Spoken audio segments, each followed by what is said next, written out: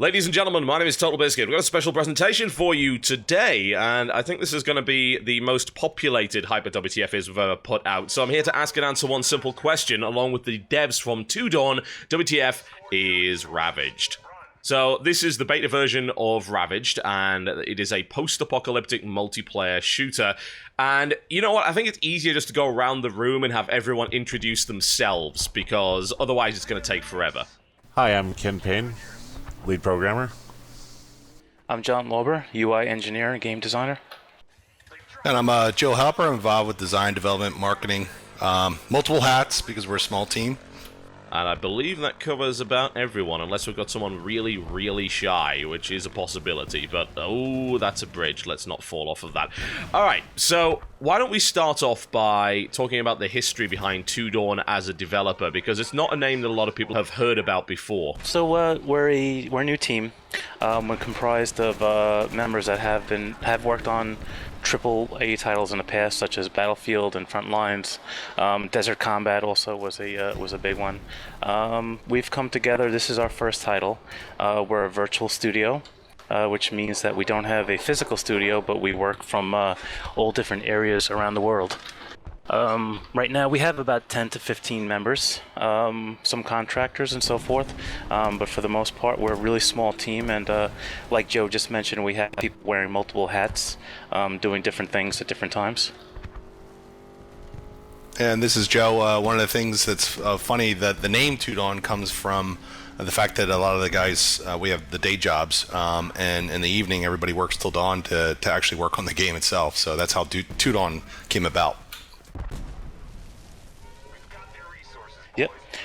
Basically, we communicate a lot with TeamSpeak and instant messaging, email, and so forth. That's how we keep everybody sort of on the same page. We have design documents that we've created, and we've done a lot of changes over the past 3 years that we've been developing it. But the team has been pretty cohesive, and sticking to the design has really been a focus in creating a game that's fun. Now, why post-apocalyptic, more to the point? And it does give me this Mad Max vibe that's going on at the moment, and it surprises me that we haven't had more shooters in that particular kind of setting. So, what inspired you to create a post-apocalyptic FPS? Well, I think this is Joe. The post-apocalyptic genre was a big inspiration, like Mad Max, Book of Eli, The Road. Really want to do a game like that, not necessarily going up against the modern warfares and the battlefields. We did want to do a first-person shooter like this that played in this type of environment. We thought it gave us a lot more creative control. You can do things like our resistance, that they're a little bit more civilized as far as the characters in the environment, and their weapons are a little bit more common. But then you have the scavengers. They have weapons that are kind of like hacked together, welded together, their vehicles, their weapons, and you get to be able to play in this environment in the game. And we felt that there was not many other companies or groups doing a lot of focus on multiplayer like we are in this genre. Plus, it gives you a lot of flexibility to get, do crazy stuff. The military shooters is pretty much defined already, in the existing world, what you can do. So, this allows us a little more flexibility to do crazy stuff. Now, you guys actually did a Kickstarter, and I believe it was one of the ones that we supported on the channel. It wasn't for a huge amount of money. People were saying, oh, well, how could you possibly make a game for that? That's because the game was actually already made. It's just you needed some cash to give it the final push. So, what did that money allow you to do? So the money itself was, you're right, the game was pretty far in development. The guy's been working on it for about 3 years, and it's a really small team, but getting word out, the marketing, advertising, and stuff like that, it just requires some funding in order to go to the events, get the banner advertising, the marketing, and that's primarily what we wanted to do, and just really use not only for getting some funding, but also marketing the name of the game out there. Kickstarter is a good way of marketing your goods or your game. It's becoming more common to see games that are being advertised through that as well. So it wasn't a lot of money. The funds that we asked for, we've actually gotten a lot more than that, which was great. But it does help us to advertise and get the name out there more. It's also helped us to put money towards our new social website that we're developing, which has a lot of features, and we could talk a little bit more about that in a little bit. But it enabled us to be a little more ambitious with social aspects, the aspects of social gaming, as far as like leaderboards and stats and group communication and so forth. It also let us contract a few other guys out to finish up some models and textures and that for some of the stuff that we're adding, like that dump truck and some few animations, things like that. Just stuff that just we needed, just to finish off, to put some polish on and that. Now, what engine is this game actually using at the moment? The Unreal Engine 3. It's a very nice engine. It's very flexible. It has, the graphics are amazing for what it will, the systems it runs on. It's awesome. Because I have an 8800 GT, which is fairly dated, and so I'm basically running the min spec machine, and it runs, runs great for me. And the scripting language, it's very nice. It's very flexible. Lets you prototype very quickly. And then, of course, since I go to the native and speed stuff up, in the spots that are intensive, I can really optimize. It's a great engine. It's also maybe worth mentioning that this is pretty much the latest build of the Unreal Engine, so it's probably somewhat different than the original Unreal Engine 3 games, but because Epic has done such a great job with updating and supporting and giving us the new features that you'd expect from any other game that came out today. Right, and we have also been using Unreal for quite some time. We're using it since Frontlines, and then there was developers on Homefront. Of course, have some history with working on Battlefield with Battlefield or Desert Combat, and then Battlefield 2. But the Unreal Engine does give the flexibility that we need in order to actually do what we want to do. Now, the Unreal 3 engine has come under a little bit of criticism over the last couple of years, mostly because you end up getting these multi-format releases that have a PC version which, in theory, should allow you to customize everything you want to do, but in reality, what you get is a game that's very, very locked down. It has very few options, it doesn't have an FOV slider and things like that. Now, this game is just for PC at the moment, so what kind of options do you have available for folks to actually use and customize their game? Oh boy, well that's been making this very PC-like from the beginning has been a design goal, a game design goal, trying to give players as much option and flexibility as possible, because that's how the original PC games were. They allowed you to tweak this and tweak that, and we've been listening to the community a lot, and that's where we're finding that they still want to hear that, so that still lives today, and that whole mindset of like allow us to change it and make the game what we want it to be and play. So we've been adding lots of options, lots of checkboxes for turning things on and off and how sensitive things are, and it really does go against the way that consoles would be, but that has been from the beginning a design to saying let's make this a PC game, what a true PC game was years ago. We want to make that a PC game. We want to make this a PC game like it should be today. Yeah, not just a port, from an Xbox or whatever. We want exactly what John's saying. We want it to be a true PC game, that everyone's used to, because we're pretty much PC gamers. Alright, now why don't you tell me about the mode that we're currently playing? Okay, so this is Capture the Resource. This is sort of like the Capture the Flag game mode that you would see, with a little difference being that we have capturable control points as well. The control points would give you a strategic advantage to being able to spawn closer to the enemy's resources. Once you get the enemy's resources, you need to bring them all the way back to your base. You can carry them on foot, or you can carry them in a land vehicle, and basically it's just crazy fun trying to get them all the way back in one piece, with the other team trying to defend and steal your own as well. Also, we have the flexibility to have multiple resources, so it's not just one main object. Now, when it comes to these points that are attackable on the map, what's the purpose of that? Those will give you strategic spawn points, so once you capture them, and if you can hold them, that'll enable your team to spawn closer to the enemy's resources.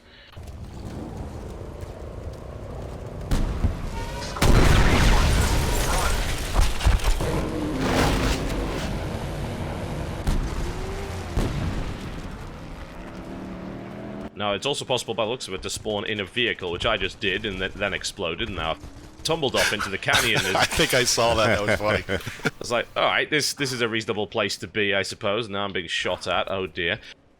So I'm actually playing one of the 5 classes available in the game at the moment, the Bodyguard, who doesn't appear to have any useful weapons at all, aside from a rather large set of rocket launchers. So, what exactly can we expect from the different classes in this game? Well, there is some class customization. So with the Bodyguard, you can select, you have a Stinger as a secondary weapon, but you can also choose a heavy revolver, which is sort of like a 357 type weapon. So there will be some class customizations, but you'll have your basic, like your Scout class, your heavy weapons, which might be like a big machine gun he might carry. You have the Assassin class, which is a sniper. You have your Assault class, and did I say Recon already, or your Scout class?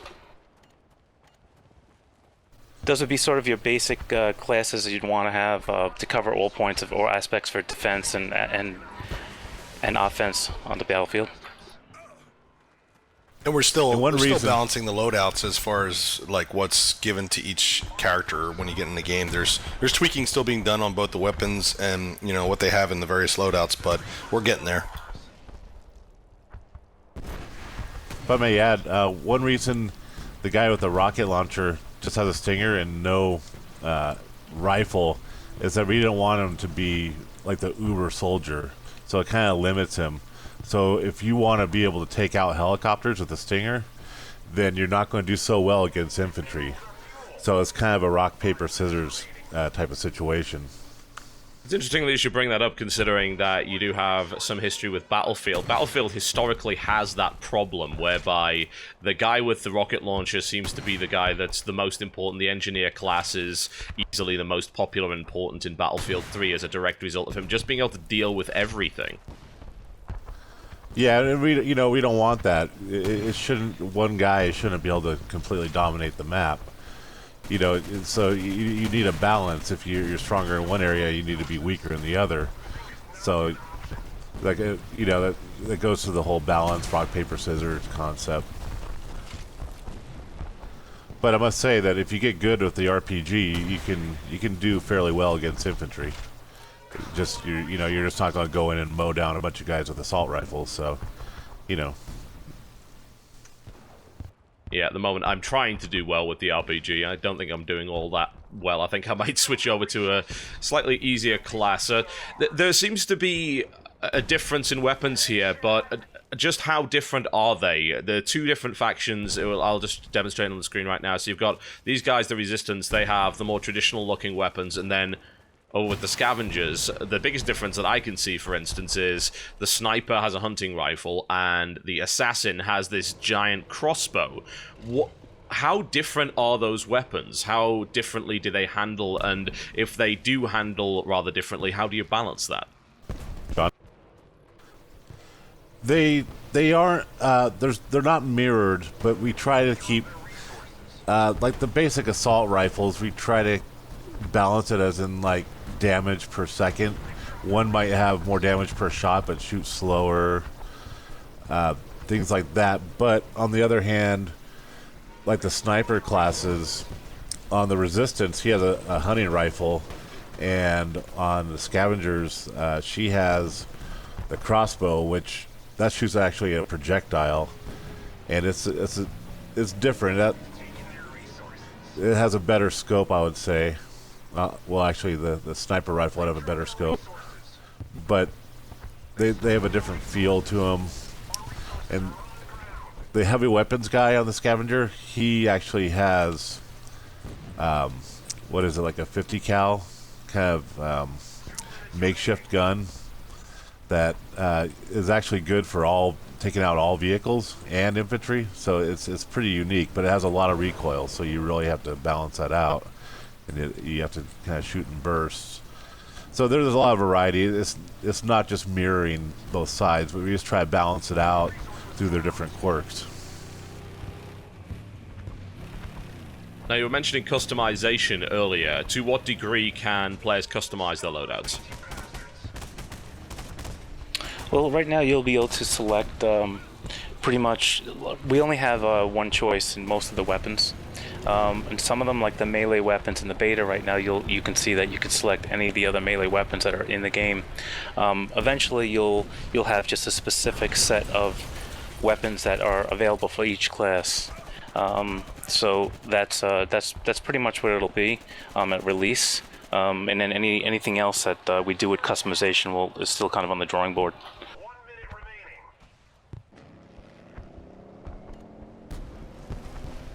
At the moment, I'm just driving around in a vehicle that looks like there's some kind of rocket launcher attached to it. I definitely approve of that. But I'm scared to blow up my own guys at this point. Well, hello.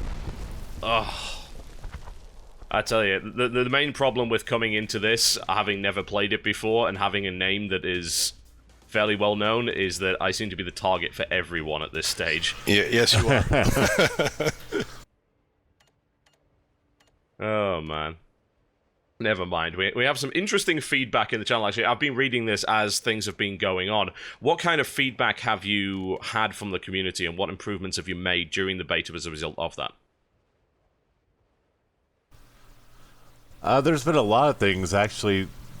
We did, like, dynamic field of view in the option screen. We changed, like, hit detection sounds. People didn't like the recoil and deviations. We've tweaked that.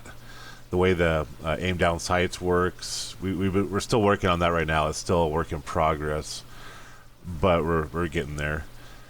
There's a lot of things that we're considering. People want squads, VoIP, and we're looking into that stuff.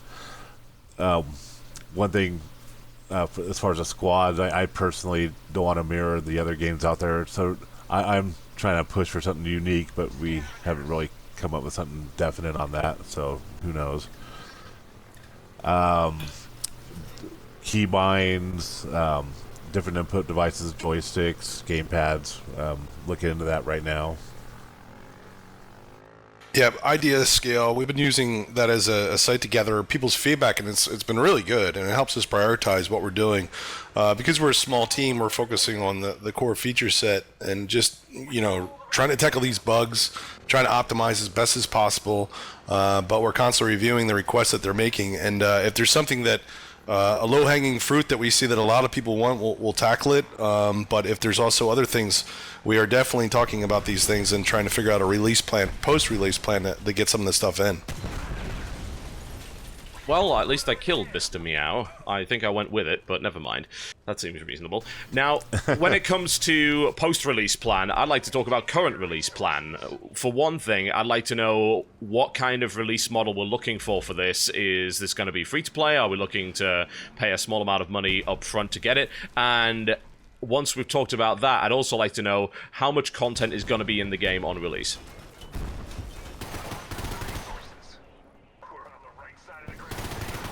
Who wants to tackle that? Joe, that'd probably be best for you. Okay. Yeah, it's not going to be free to play. We're going to have a game price of about $24.99. That's going to include the instant beta access that we're having right now. We have like clan packs. There's like gold support, silver support, bronze support. We also have like clan upgrade support. We have these various pricing models that we'll have upon release. Feature-wise, we're going to have over 30 weapons and vehicles that are in the game. There's going to be 8 maps. The maps themselves will have the 2 gameplay modes, sorry, and all the characters that you're seeing in the beta right now. Can I get a DLC that cleans my scope on the Scavenger's assault rifle? Because my god, it's hard to see through all that dirt. That's one of the things actually that I'm looking at as far as changing the various scope. The people have noted this scope, the reticules, and I'm looking to see as far as making some fixes there so it's a little bit clearer.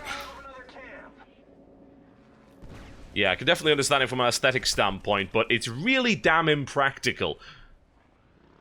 Exactly, and that's the balance that we're always playing, because you want to have that kind of feeling in game for the genre, but for us, the game itself, we want it to be really fast-paced. Jump in there, start shooting, start killing, start driving, capture the resources, and just if you get taken out, you hop right back in again and you go at it. The balance with things that might block your view, like density of the environments, we don't. Some of the other games, they do a lot of things because they can, but sometimes it's a disservice to the game. We want things to be very open, very much where you can see down the road. So those things like the reticule, we'll want to clean that up so you can see clearly about who you're going to be taking out. We're not going to charge for a tissue to clean it. Yeah, 99-cent tissue pack, man. That's how you do it. That's how branded. It's Yes, these days. Absolutely, it's totally doable. That's how the big boys do it. And people would buy it. That's what's crazy. That is kind of true. All right, so I heard mention of games like Homefront and Frontlines. What I want to do is ask you exactly what you learned from working on those games. Those games had some good points, but they also weren't universally well received. That would be a kind way of putting it. Another way of putting it would be that some people really didn't like those games, so perhaps they were a little bit wary hearing, oh, it's the Frontline and Homefront devs. What did you learn from working on those games that has helped you make this game better? So, for Frontlines, I was a senior producer that also co-founder for Chaos. The game itself, there were a lot of challenges that we're having. We were happy as far as how it was delivered, but we put a lot of focus in single player. The multiplayer is what the focus is of this game. It goes back to our roots with Desert Combat. Desert Combat was the mod for Battlefield 1942, and we wanted that fast-paced, get in there, a lot of action. A lot of elements that we had at Frontlines was just a plethora of vehicles, weapons, drones, maps, really large open worlds, and we pulled a lot of that as far as inspiration for this game. But you know, a big thing that was the resource hog was basically the single player. We did a lot of things with the single player, and again, this is the multiplayer focus and a higher level of octane that we're using for this title. And plus, the PC only focus it really helps us in that area because we're not trying to develop for Xbox and PlayStation and all that, so we can really focus on this and this only. Correct. It's interesting that you should mention the single player. This is something it gets discussed a lot, and there are a number of players that say games like, say, Call of Duty would be better if they just scrap the single player altogether. I'm interested from a development standpoint, just how many resources does it really take to create a single player campaign? Well, it takes a lot. It takes a lot because you have to. I mean, the multiplayer provides you the other person, the group of other people that you're going to play against, of course, and that gives you the interaction that you're going to be with. You have to develop AI. You have to develop the interactive elements. You have to develop the items and the story and the content that engages the person. You have to build that world around them in order to keep them engaged. So, a lot of resources, a lot of iteration, especially to games like this, the Call of Duty, the Battlefields, because people are used to these open worlds and they're used to this giant bag of things that you can do. You have to build an entire team, or you outsource, whatever it may be, to put that together. And for us, I mean, we're 10 to 15 people, and this was over the course of 3 years. I mean, for games like the numbers, the teams that you need to develop the single player and some of the other content, it's just massive. It's actually quite surprising to hear, honestly. It always seems for a lot of these games that the single player is an afterthought and something they just tacked on towards the end of the development cycle. I guess that's clearly not the case. Well, the appeal of the single player is for the people that don't like to go online, don't like the multiplayer experience, and we're coming into the new age where everybody has the internet connection, which is why you're seeing a predominant, like a lot of titles that are in a multiplayer. Back in the day, there was a higher percentage of people that did not connect to the web or connect to the internet, so single player was critical as far as the game sales. But now, mostly everybody's wired in, and it's also the social aspect. So because of that, a lot of people are doing more of the development towards the multiplayer. And for us, our roots just so happen to be in multiplayer. Like, that's what we enjoy the most, and that's why that was the primary focus for this game. And we're having a blast doing it. It's a lot of fun interacting with the public and going to these beta tests and getting the feedback. I mean, you get really quick feedback so you can address a lot of the things that they're seeing and what they want. Now, what's your biggest post-release concern here? Because I think we've now entered a development era where games ship, and then it's not about just patching it to make sure it works. It's more about, okay, so what's my 1-year plan with this game? What's my 2-year plan with this game? What is the first thing you're planning on doing, aside from fixing bugs, once you actually bring this game out? Well, Adding content. yeah, it's adding content, addressing some of the things that people have been requesting. You know, the squads, a voice over IP. We have a dump truck, this massive earth mover that we want to put in the game because it's like going to be this moving, like it's like the AC-130 airplane that was actually in Desert Combat. Everybody loved that thing, and we want to put that in as well. But once we have the release, we'll start developing still more content. Vehicles, weapons, different gameplay modes, the maps themselves. Maps, yeah. Yeah, the maps are set up that, you know, we can utilize them to create smaller maps for smaller confrontations, and we can recycle a lot of that. But we also want to create new content. We're going to be listening to the audience and see what the players love, see what they don't like too much, and we're going to make adjustments for that. And we're going to constantly be updating because, you know, keeping that feed going is what's going to make everybody happy, and it's going to keep the people on the servers, and, you know, we get to keep playing with them and creating exactly what they want. Question is, are they going to have to pay for any of that? Well, that's the thing. We're discussing the things that we just want to put out there just to get as many people as possibly playing. I mean, the stuff that we're still figuring out the ideas is the releasing of the packages with the DLC. You know, we don't want to release, like we were talking about earlier, like a tissue you can wipe your scope and charge people 99 cents for that. We'll do things that have substance in these packages so people can appreciate the time and effort. Like if you do a map that's specifically catered, like only one group of people buy it, there's not going to be as many people that are going to be in that map because it's going to be only on the people that purchased it. So, you know, there's certain calculations that you have to do that make it worthwhile for the person to purchase it. So, and then we want to support as well. So we're going to continue to put things in there that they won't have to pay for. The one thing is the first 6 months are definitely going to be free, and after that, we don't know. We're going to see how things go, and you know, if we get tons of people playing, we'll probably keep it free. But we don't know for sure. We just want to keep adding to it and do what we can, and then add game modes, maps, and whatnot. Another thing, we want to do mod support.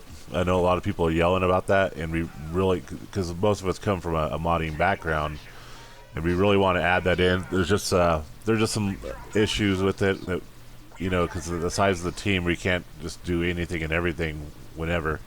So we're really looking at the feasibility of that as strongly as possible.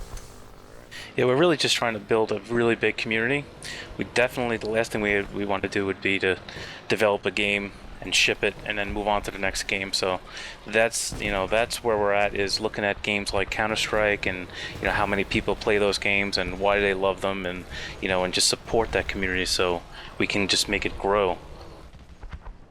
Now, you did mention map packs, and it came up in conversation. I just want to specifically address that issue. What are your thoughts on paid map packs? Because let's be honest, the community doesn't tend to react all that well to that. There are arguments that it splits the community, that for smaller games it's a really bad idea. In your experience, what do you think? I don't like it. I don't like nickel and diming people personally, and like you said, it splits the community, and, you know, I think you should just pretty much give them, you know, the whole community whatever maps, and, you know, they buy the game, they have the game, right? Yeah, the maps, it splits development for us too. I mean, there are things that we're exploring all those areas, but it does, the things that you hit upon, it does split the community, and for the smaller types of maps and stuff like that, you just want to have as many people in the servers to be playing as much as possible. So if you start splitting the community up and they start getting compartmentalized into these various maps, it makes it a lot more challenging, both you know, for the players as well as for development. Now, it seems to me that shooters at the moment are going one of two ways, and you're kind of stuck in the middle, so I want to hear your thoughts on business model. So the first kind of shooter is the AAA, we're talking about the Battlefields, the Call of Duties. They sell for $60 on release, they then tend to sell a bunch of $15 content packs, and so on and so forth. And then there's the other side of things, which is the free-to-play shooter, which is becoming increasingly popular. We're seeing an awful lot of very high-quality free-to-play shooters coming in on Steam. Whereas you're stuck in the middle. I mean, you're looking for, you were mentioning possible price points of $25. Obviously, you know, it could change one way or the other. So, why not free-to-play? What space do you think there is in the market for a mid-range multiplayer shooter? Yeah, that's a tough one, right? I mean, because the free-to-plays there are just so many of them coming out of the woodwork now, and it seems like you hear about a new free-to-play every day. And you know, this has been 3 years in development, so we had this low-cost pricing structure that we thought that the audience would appreciate, and we think that it is something, if they enjoy the game, they're going to want to play it, they're going to want to purchase it. It's not the $60.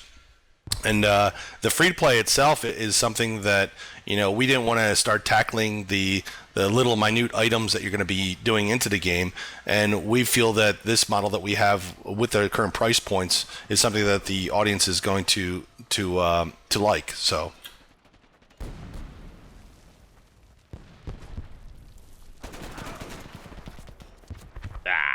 You see, I would have been asking a question there, but I was trying to deal with the guy with the MP5. Oh well, never mind. Things are going fairly well at the moment in this particular game, which was good considering the last map was absolutely terrible. I'm going to get shouted out for that, that's guaranteed. Oh well, never mind. So when it comes to weapons, I'm interested to know what kind of sort of fire system we've got. I mean, it feels like some of the weapons are hit scan, and I'm not noticing a huge amount of bullet drop on any of the weapons. Would I be right in thinking that? Yeah, most of them are hit scan. The projectile ones are fairly obvious, like the rocket launchers and the stingers. Like the harpoon and the crossbow, those are projectiles. But the rest are pretty much hit scan. Now, do you think that actually adds to the game, or does that kind of take away from it? You have had experience in games like Battlefield, which have not necessarily used hit-scan weapons, and they're often using mechanics like bullet drop. So, why hit-scan? Well, for us, I guess the question really is how much fun does it actually add to the game? And that's really the mindset that we've had for, you know, every decision that we've made, plus thinking, you know, is it what happens when it's laggy, and how does that interact with the network and so forth. So we focused rather on delivering a better game experience, and hit scan for us we think was better. And we do have the other ones, you know, like the grenades and all that, which are, you know, normal projectile. It'd be a little bit weird if they were hit scan. Yeah, wouldn't it? I think that's a game idea right there. You know, hit scan grenades. It's totally going to be the next generation. But we also have the melee weapons. I don't know if you tried that yet. That's someone was coming after me with a hammer. Turns out bullets seem to be more effective. Yeah. Well, you know, the thing is, when you have a melee weapon, you can run faster, and it's not just, you know, like a lot of the, you know, standard shooters, the melee weapons like the knife is just basically a hit scan, but, you know, only like 3 feet in front of you, or whatever it is. This is actually, so Call of Duty, it's about 20 feet in front of you. Right. Yeah, the melee weapons are actually, they do a sweeping hit scan to the tip of the weapon. It actually it mimics some of the other like the other games that have like swords and all that. So it's not just, you know, your generic hit scan right in front of you. It actually sweeps out, you know, the path of the animation. So it's a fairly developed melee system. There's also like the throwing knives and so forth. Those are projectile, which seem to be getting a lot of love right now. And we're actually looking into doing some bullet drop on the sniper classes. We just didn't make it a priority because, you know, the snipers are usually in fairly small maps. They're not too, you know, in the really, really large maps, it's more vehicle based. So we weren't too concerned about the bullet drop on sniper rifles. So, you know, it wasn't an immediate pressing thing to implement. So there you go, that's the explanation for why the hell devs actually use hit scan. You know what? There's something else I'd like to ask. This is just from a curiosity kind of standpoint. This keeps coming up whenever we get a shooter on the PC, and the first thing a lot of people seem to ask is, oh god, does it have mouse smoothing? I've got to ask, from a development standpoint, why the hell would a game have mouse smoothing? Because it seems to be universally reviled. Honestly, I just hadn't heard a lot about that until recently, and then obviously we're getting, you know, a lot of comments like that. It's default in the engine, but I guess we should have an option for it. We should probably put that on the list. I don't know why it's reviled. For me, it works fine, but I guess, you know, that's just the mouse I'm using, so I don't know. I think it's got to be because people don't like the computer second-guessing them. Because that's essentially what mouse smoothing does. They want pixel-by-pixel accuracy, and they want the response of the game to be exactly what they gave it, not what the game thinks they gave it. Yeah, I can definitely understand that. Yeah, so this wasn't an interview. This is a beta feedback session by the sound of it. Oh yeah, that's fine. Yeah, we'll take. Yeah, you're more than welcome to give us as many suggestions as you have. Well, my first suggestion is to give me 500 HP and some kind of energy shield. These guys really don't like me. Oh god. Oh well, never mind. It's you know, this is the way that I like to interview people is while being shot in the face. You know, it's a good way of doing things. I think it's particularly challenging. Normal interviews are just so boring. I have a hard time walking and chewing gum as it is, so this someone just clubbed me to particularly death. challenging. Yeah, you'd be surprised how many times we've done this. We went to Gamescom and we did this, and some of the devs were trying to play. As soon as they started talking, they stopped moving in-game and got shot. It was really quite funny to watch. Yeah, your street cred as far as an FPSs gets really low when you're in the game and you're interviewing. It's just like, like, why am I missing everything? I'm usually at the top of the player list on the roster, and I'm at the bottom now. No, you're not, Ken. No, you're not. So I'm he not claims. at the top. That would be me. Yeah, so I claim, right? Like, I'm trying to play the objective at the moment, but I'm too busy answering questions, so I'm getting shot or clubbed to death with what appears to be a block of wood with nails in it. So I suppose the final question on this really is, when are you planning on releasing it, and on what platforms, as in what kind of digital distribution platforms are we going to be seeing this on Steam? Yep, it's going to be released on Steam, and we're looking for other digital outputs as well. We're still working on some other locations to actually be releasing this. And we're looking at the end of August. That's our goal right now. So hopefully we can do that. Alright, folks should, of course, bear in mind, looking at the pings right now, we're not on the ideal server, so no doubt a few people are saying, oh, well, it seems to be lag issues. Well, we had a lot of people with red pings here, so kind of thing that we would expect to be sorted out, hopefully, by the end of that. And Enigma is really terrible at this game, it turns out. 1 for 20. Ooh, I thought I was bad, but there you go. Well, guys, thank you very much for showing off Ravaged. The beta is currently running. Are there any plans to let anyone else in so that some of these guys can try it out before release? Yeah, we're constantly releasing beta keys. As far as we're releasing them in multiple areas, and we're going to continue release up until the actual release of the game itself, and then we'll continue to have those beta keys open past release. Speaking of keys, this is kind of a reward for those of you who've stuck with the video this entire time and actually watched the whole thing. So we do have some keys to give away, if I recall correctly. These are actually full release keys. You guys have been generous enough to provide some. Yes.